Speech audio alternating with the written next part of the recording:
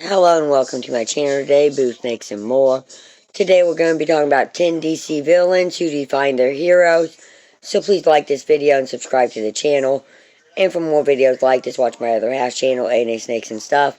My youngest son's channel, Henny's Toys and Games, or my oldest son's channel, Little Chris 10. Let's dive into the video. DC Comics has given readers some of the greatest rivalries in the history of comics. Superman and Lex Luthor, Batman and the Joker, the Justice League and the Legion of Doom, and many more have gone down in the history of the DC multiverse, giving readers the kind of amazing battles that they've come to expect from the original superhero universe. Over the years, these grudges have become some of the biggest focuses of the most important stories in the history of the publisher.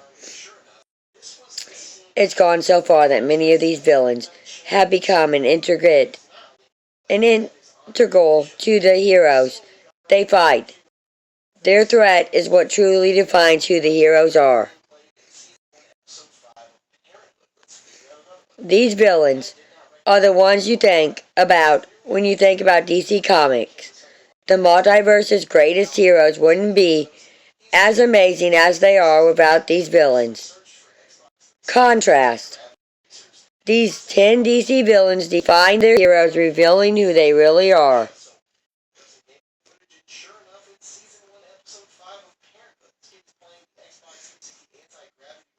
Number 10, Dr. Siniva.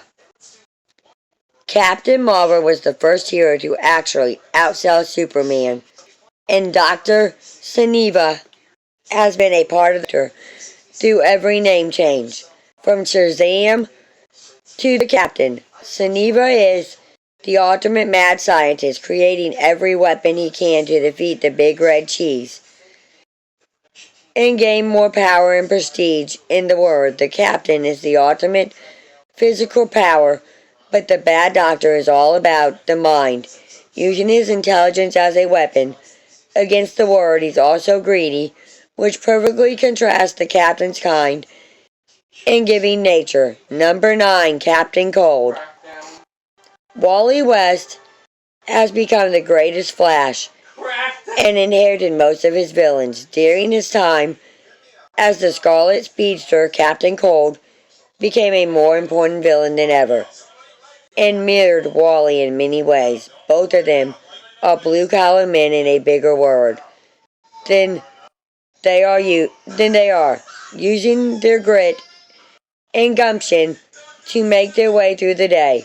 Wally protects the world and Cold works with the rogues in their various criminal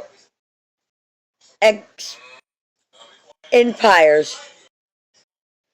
Each of them have done their best for their family, and they are both men of honor. They are two sides of the same coin. Number 8, Deathstroke. The Teen Titans are legends, and a big reason for that is Deathstroke. Slade Wilson inherited his son Grant's Hive contract against the new Teen Titans after the Revenger's death, and has spent years battling the team. He was a cut above the villains they usually faced off against, a ruthless killer with a plan for everything. Their battles against each other have become the stuff of legend, and Deathstroke has become inexplicably linked to the team. Even though they've all grown up, he's still after them, obsessed with the kids he could never beat. Number 7, Black Manta. Aquaman has been around since the Golden Age, but it took time before he found the villain that would help make him into an icon. Black Manta is a pirate and a killer, plotting the seas that Arthur protects. The two of them become locked in battle, a monarch and criminal, the top of society and the bottom. Manta made the whole thing personal by killing Aquaman and Maya's son, a shocking moment in Bronze Age DC. Since then, the two of them have savagely ripped each other. Manta's hate matched only by author's reserve. Number 6, Sinestro. Sinestro is Hal Jordan's most storied villain. Their relationship defining each of them.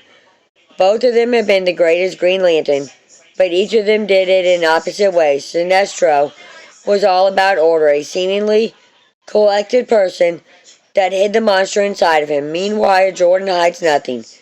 He can be chaotic and hard to predict, loud and opinionated, but he always wins. Sinestro has become the master of fear, using it as his weapon in all things. Why Hal is all about willpower. Without Sinestro, Jordan will never reach the heights he has. Number 5, Ares. Wonder Woman doesn't have great villains. The one rather surprising villain defines her. Ares. He's the god of war, having spent millennia manipulating man's world to cause more conflict and feed on the resulting power. His battle personified, and that places in direct opposition to Diana's mission. She was sent out of Thera Seeker on a mission of peace, out to protect the world from the machinist of beings like the god of war. The two have had battle after battle, each of them giving no quitter in a war between peace and war. Number 4, Reverse Flash. Reverse Flash is Barry Allen's most dangerous foe. He lives to do the right thing, doing his best to use all of his abilities to make the world a better place. Reverse, on the other hand, is all about using his powers to fashion the universe into the kind of place that he wants it to be. Allen is all about responsibility. A person who will always use his powers to do the right thing, which is completely in opposite the Reverse Flash operates. Thorin's hatred and greed are completely alien to Barry, and shows just how special he is as a hero. Number 3, Darkseid. Darkseid, in the dark world of Apocalypse, perfectly define the new gods and their world, New Genesis. Apocalypse is a world of fire and slavery, where only the will of the god of evil matters. He is the beginning and end, and all must worship him. This is direct contrast to Highfather and New Genius. It's a planet of freedom, one where love and peace would resign if it wasn't for the war against Apocalypse.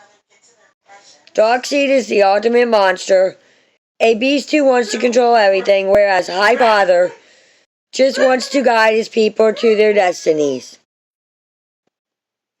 Number 2, the Joker.